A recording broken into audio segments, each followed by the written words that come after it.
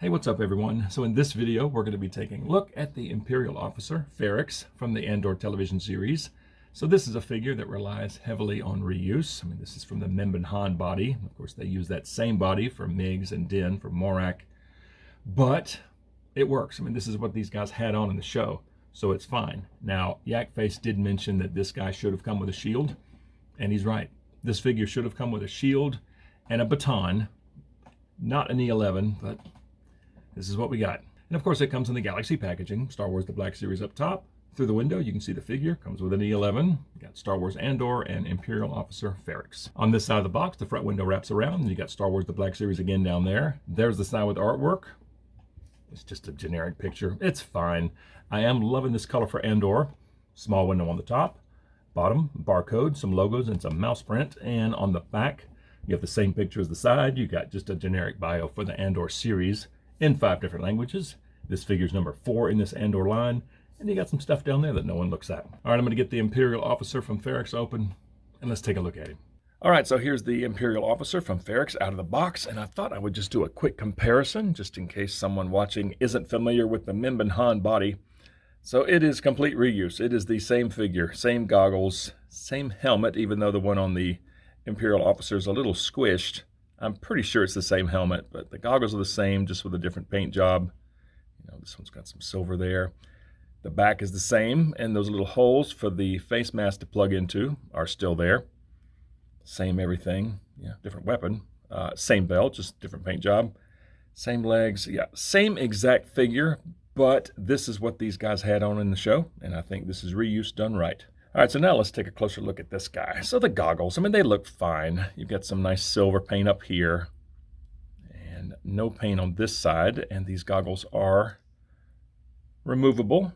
Okay, you can just take those off. And this is plastic. It's not rubber or anything. It stretches a little bit, but they do come off and they do fall off easily. So be careful. You know, but the helmet does look pretty good. You know, got a little bit of silver there. That's nice. Yeah, let's take the goggles off, and that looks kind of funny with no goggles. Oh, the chin strap looks good. You know, nice kind of an olive green with a black little buckle there. That looks really good. Let's take the helmet off. And of course, the strap wants to hang up on the nose, just like all of them there. All right, so this is just a generic face. I think I may have found the character that this looks like. It's pretty close. Here, let me put the helmet back on real quick. It's very, very close to this guy. I don't know.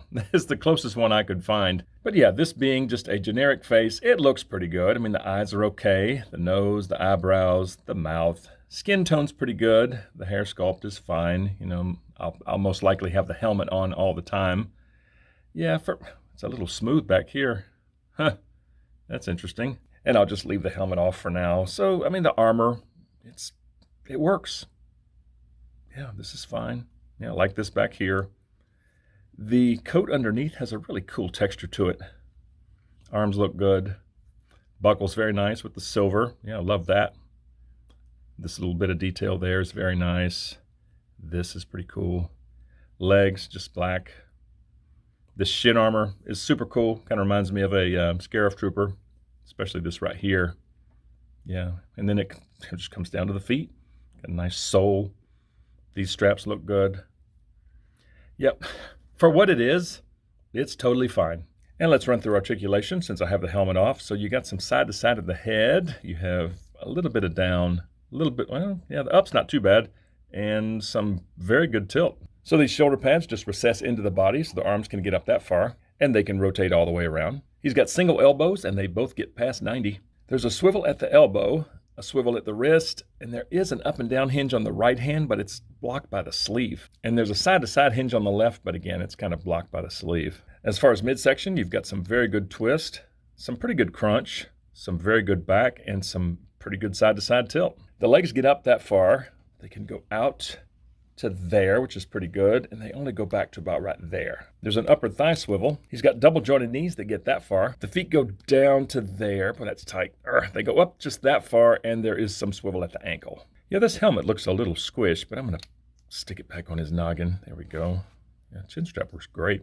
And we'll put these goggles back on. And as far as accessories, yeah, he should have come with a shield and a baton, but we got this E11, and it's fine. You know, there's a little light on the side there. That's pretty cool. Got some silver paint, a little scope. The sculpt is very nice. Got a little small extended mag there. That's what the other side looks like. Yeah, it's an E11. It looks just like it's supposed to look. And let's see how he holds this. I mean, the right hand is like concrete. Okay. Yeah, trigger finger right through the trigger guard, right on the trigger. That looks very good, and he holds that very well in one hand. That is super stable.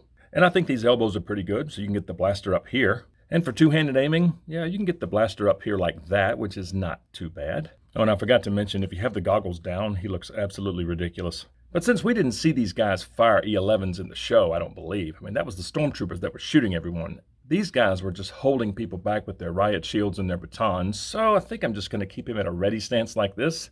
I'm going to go stick him on the shelf, and let's see what he looks like there. And there we have it, and I think he looks great. I mean, yes, he's a very plain figure, but hey, it's another Imperial on the shelf, and I'm always down for that. I mean, he looks good, and you can see as far as height, he's about the same height as Cassian, so yeah, I think it looks great. So despite being a very plain figure, I still like it. I mean, it's always nice to add more Imperial troopers, officers, police. I think the face, you know, being just a generic face, it works. It's totally fine. The goggles will stay up because they look absolutely silly if they're down. I mean, that looks dumb. Yeah, the goggles will stay up. The goggles do like to fall off though. But the armor, it's fine. I mean, this is exactly what these guys look like. So I think, you know, this is a perfect case of reuse done right. And I'm fine with it. But I want to hear from you guys. So please comment below and let me know what you think of the Imperial Officer from Ferrix. And if you enjoy videos on Star Wars The Black Series, please consider dropping a like on this video, subscribe to the channel if you're new, and please turn on notifications. I'd certainly appreciate it. And I just thank you all so much for watching, and we'll see you all next time.